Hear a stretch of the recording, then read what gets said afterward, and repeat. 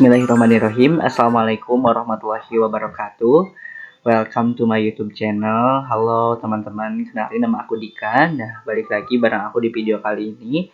Aku mau sharing masih tentang belajar esai. Sebelumnya sudah ada dua video sebelum ini. Nah, di video kali ini aku mau coba sharing tentang bagaimana menyusun bagian inti atau isi dalam esai. Nah, kita langsung aja coba. Nah, teman-teman, tentunya bagian inti atau isi esai pada dasarnya mendeskripsikan mengenai ide atau gagasan atau solusi yang diharapkan gitu ya, atau yang kita tawarkan. Nah, bagi bagian inti atau isi ini tentunya menjadi bagian utama dalam esai. Selain tadi atau sebelumnya kita udah tahu bahwa ada bagian pendahuluan, inti, dan juga penutup. Nah, bagian inti atau isi esai ini biasanya mencapai 50% dari keseluruhan esai. Tentunya karena bagian utama, bagian inti atau isi ini tentunya mengisi lebih banyak bagian dari esai itu sendiri. Nah, tentunya dalam bagian inti atau isi esai juga didukung oleh fakta dan data, terutama dari hasil penelitian. Nah, jika sebelumnya kita sudah mengetahui atau membahas mengenai bagian pendahuluan, di bagian pendahuluan kita udah tahu gitu ya bahwa kita membahas terkait masalah yang diangkat dalam esai kita dan kita tawarkan suatu solusi. Nah, bagian inti atau isi ini kita lebih banyak atau lebih spesifik menjelaskan mengenai ide atau gagasan atau inovasi yang kita tawarkan untuk memecahkan masalah yang telah kita angkat di latar belakang atau pendahuluan. Nah, teman-teman atau siapapun yang menonton, dalam menyusun bagian inti atau isi esai, ada beberapa hal yang dapat kita paparkan dalam esai. Nah, poin-poin ini bisa menjadi subbagian ataupun subjudul dalam isi esai kita. Nah, biasanya dalam esai bagian inti kita membahas pertama itu mengenai deskripsi ide yang kita tawarkan. Tentunya kita menawarkan suatu ide, kita harus jelaskan terlebih dahulu apa sih yang dimaksud dengan inovasi ini gitu. Apa ide yang kita maksud agar orang tahu ide yang kita usung dalam esai tersebut. Nah, di subjudul kedua, kita biasanya menjelaskan mengenai cara kerja atau mekanisme dari ide yang ditawarkan. Jadi kita udah jelaskan nih idenya ini dan bagaimana ide tersebut bisa bekerja atau bisa beroperasi gitu ya. Nah, kemudian ada juga pihak-pihak yang terlibat serta peranannya yang bisa kita jelaskan. Tentunya dalam mengusung suatu ide, ada beberapa pihak yang mungkin kita butuhkan dan kita bisa jelaskan secara detail pihak-pihak tersebut peranannya untuk mendukung ide atau berkontribusi dalam gagasan kita. Nah, kemudian kita juga perlu menyampaikan mengenai cara evaluasi atau tolak ukur keberhasilan. Nah, tentunya kembali lagi ke awal bahwa kita mengusung suatu gagasan atau ide untuk memecahkan suatu masalah yang kita usung atau kita angkat di latar belakang. Nah, bagaimana kita bisa mengukur ide atau gagasan kita apakah menjawab atau memecahkan masalah tersebut atau tidak. Nah, kita bisa jelaskan pada bagian ini.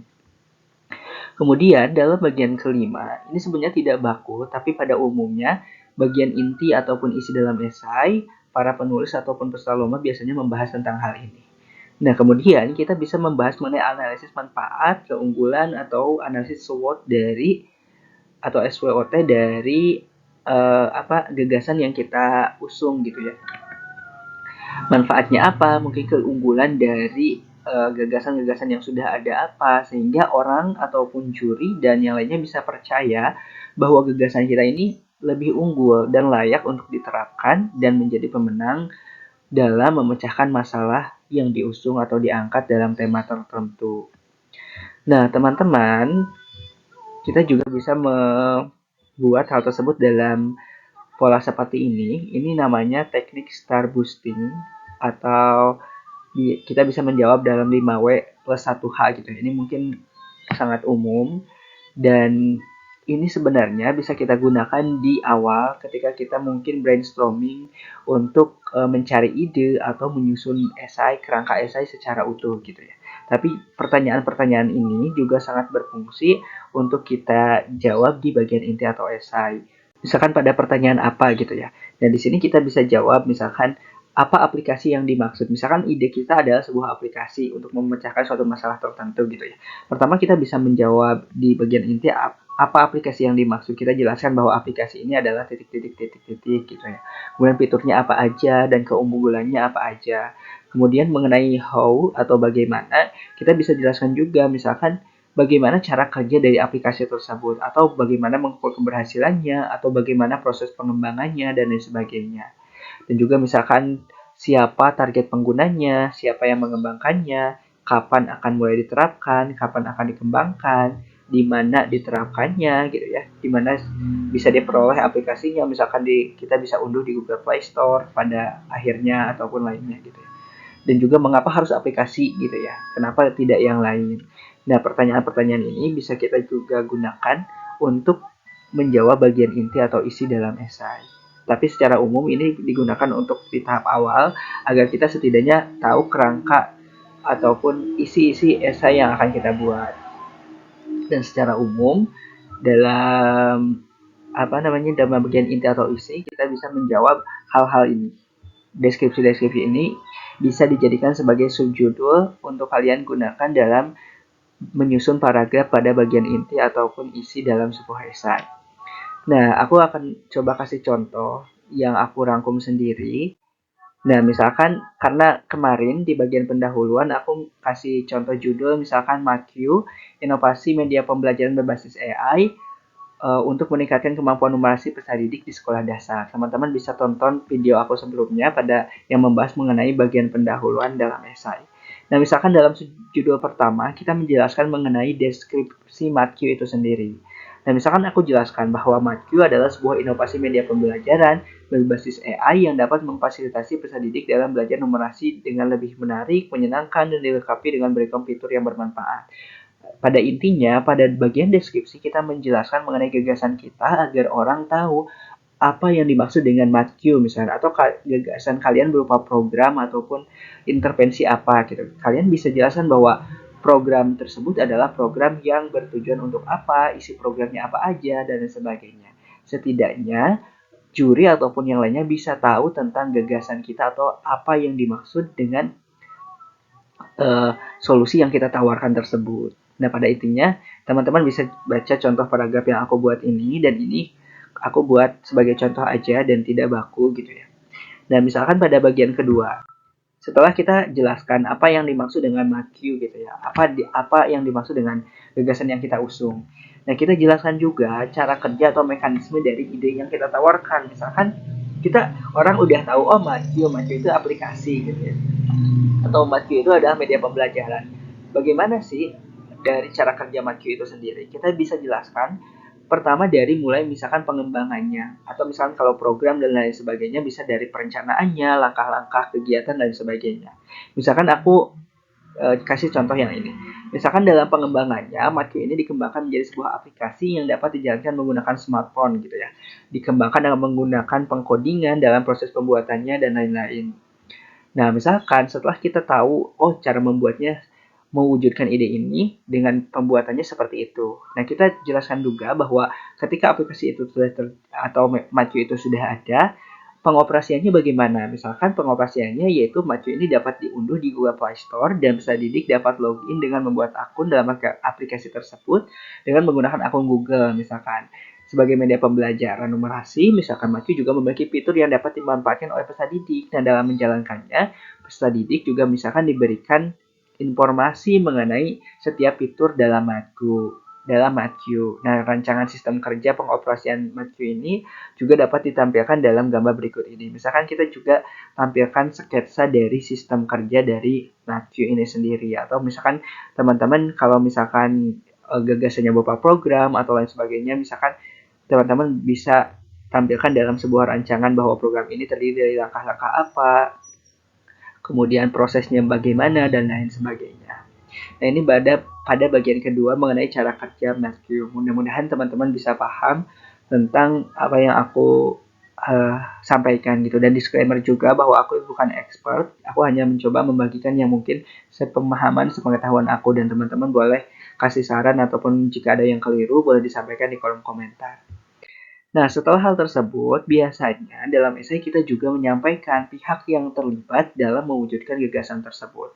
Nah, misalkan dalam Matthew gitu ya, aku misalkan sampaikan bahwa dalam mewujudkan gagasan Matthew sebagai inovasi media pembelajaran berbasis AI dan meningkatkan kemampuan numerasi peserta didik, terdapat beberapa pihak yang terlibat. Misalkan penulis sebagai kreator gagasan, ya ini aku sendiri gitu yang misalnya yang mengusung gagasan tersebut. Kemudian misalkan pengembang aplikasi karena mungkin Matthew itu akan dibuat dalam sebuah aplikasi. Karena kita mungkin membutuhkan pihak lain karena kita nggak bisa membuat aplikasi. Kemudian misalkan ada ahli atau praktisi yang nantinya misalkan mengkurasi dan memvalidasi Matthew itu sendiri dari aspek materi, aspek kebahasaan, aspek teknologi, dan lain sebagainya.